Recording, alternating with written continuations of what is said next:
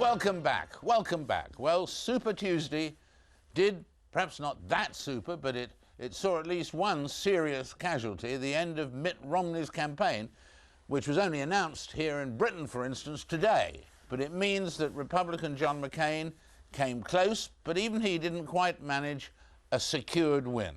As for the Democratic race, Barack Obama and Hillary Clinton both seem determined to take this battle right through to the convention in late August. And I'm joined now by two expert politics watchers in the US, Laura Schwartz, who worked in Bill Clinton's White House. Welcome, Laura.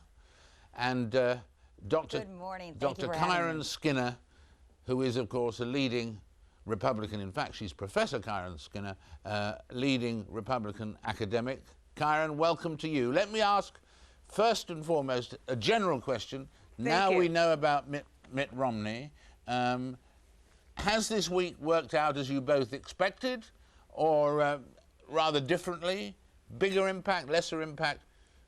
Laura, what would you say? Well, I thought that Mitt Romney might stay in it for the next round of primaries and caucuses over the next week. I think a lot of his supporters were stunned, but yet I think when he pulled out, he certainly put it in the right context. He said it was for America. You know, Mitt Romney is really trying to put the Republican Party first, and I think that's very good for him because he's got a long future ahead of him within the Republican Party, whether that's heading up the party in the coming years or running for president again in 2012. So I think he really ended on a good note, and I think he'll retain a lot of that support for years to come. Very interesting. And now turning to you, Kyron, was that your reaction to Mitt Romney's withdrawal? And were you surprised by the week, or did you get from this week exactly what you expected? Well, this whole primary season has been exciting, surprising, full of turns that no one anticipated. So Governor Romney's withdrawal was a surprise for many, including me as well. But what was not a surprise was the way in which he exited the field. His commitment to the global war on terror and having a unified Republican front is consistent with what I'd been hearing and thinking all along, and what brought the Bush-Cheney 04 campaign to victory in the second round was the coalescence of the party around the global war on terror and how that had to be forefront in America's thinking about its role in the world.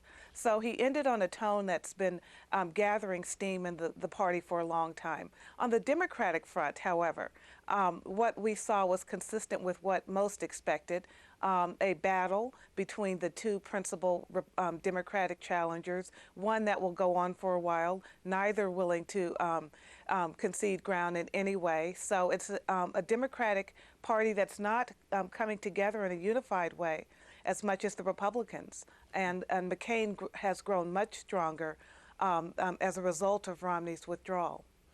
But at the same time, the Republican Party isn't coming totally together, is it? Because there's a lot of worry about those parts of the party, including the Huckabee section of the party and so on, who don't want to get together with McCain because he's not conservative enough or whatever. So the Republicans are not united yet, are they?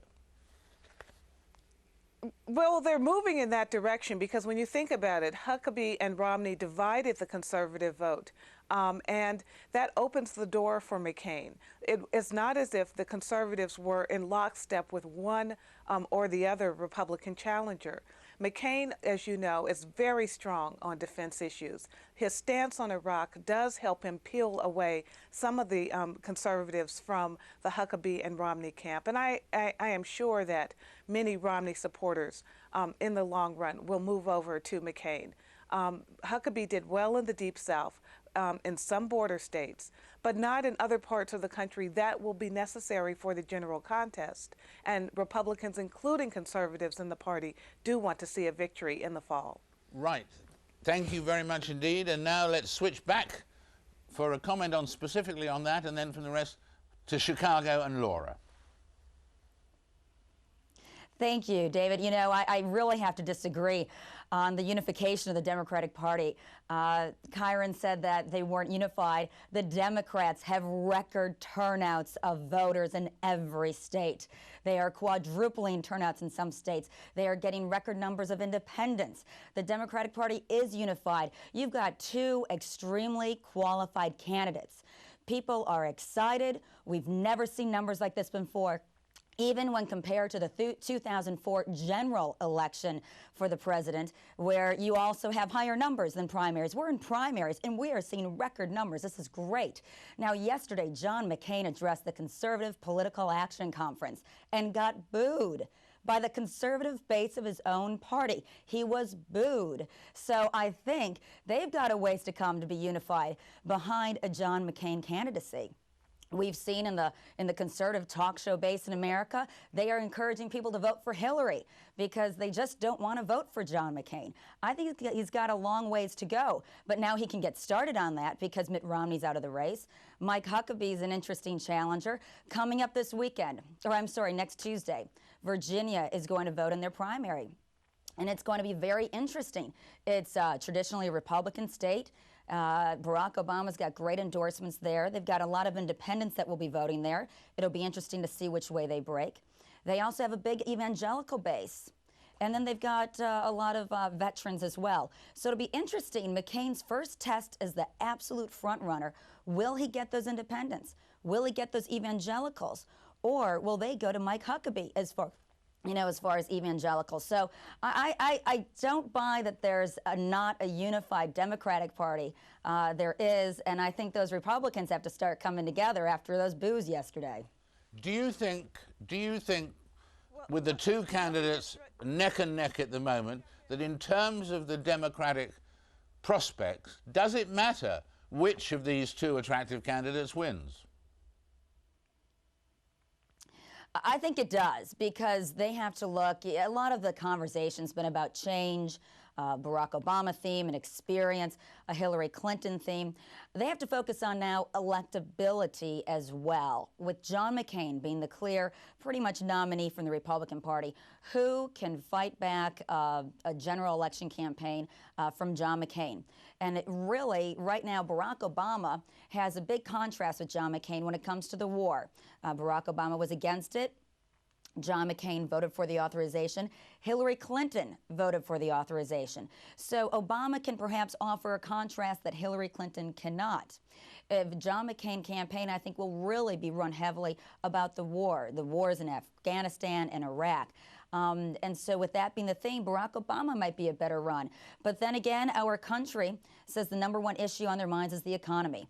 And Hillary Clinton does better when talking about the economy. She's able to show to the recent history of her husband, the former president's administration, and their successes.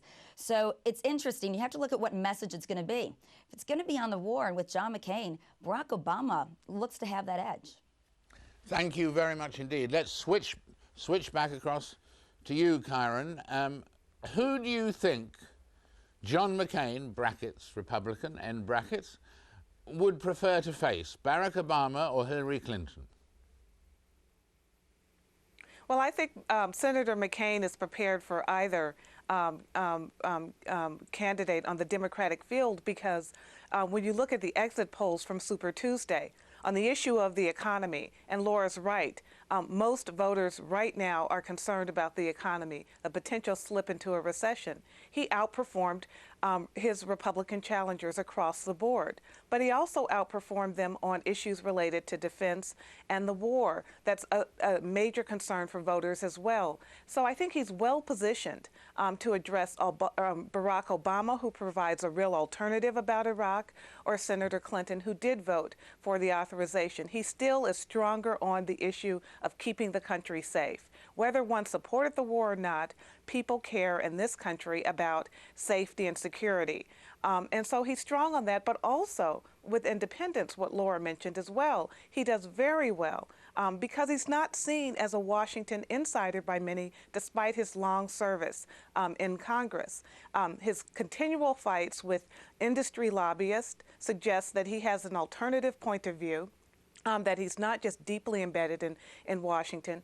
His bipartisan instincts, the bill that he supported with Senator Ted Kennedy on immigration to bring about 12 million illegal immigrants to status in the U.S. as full citizens. That shows that he can work with Democrats, that he's good with independents. So he's got a lot in his electoral toolkit that's going to help him with either Senator Clinton or Senator Obama. Well, thank you both very much indeed. I think viewers at home around the world, you may, who knows, have just seen the two vice presidential candidates in the upcoming election. Anyway, we thank you both very much indeed. That's all we have time for this week. In 7 days, as the country gears up for its delayed elections, we'll be hearing from Pakistan and leaders of all the parties. They'll all be with us. I hope you can join us next Friday. Until then, thanks again, everybody. Goodbye for now.